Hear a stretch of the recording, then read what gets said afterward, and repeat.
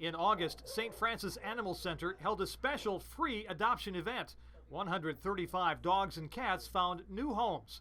Today, just a month later, the shelter finds itself overcrowded again. In the past 3 weeks, we've had 132 replace the 135 that we adopted out.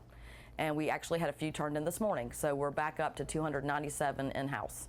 Nearly 300 animals in a shelter designed to hold 250. Dogs are doubled up in cages, kittens housed in hallways or wherever space can be found. Director Wendy Gowd believes part of the problem is a weak economy, forcing some people who can't afford to take care of their pets to give them up.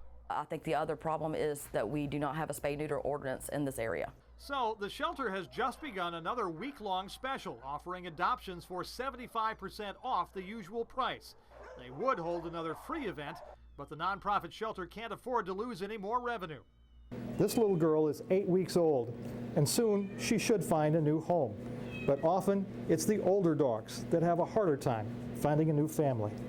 It breaks my heart to see a senior animal in a shelter when they're used to being on someone's couch like Henry, and they're somewhere strange with strange people and they just don't know what's going on. Yeah, it's heartbreaking, and unfortunately we see way too many of them come in here. Gowd says summer is always the shelter's toughest season, and in a month or so things should settle down. But for now, the situation is critical, and she refuses to euthanize an animal that could be adopted. I won't let any of my babies die in vain.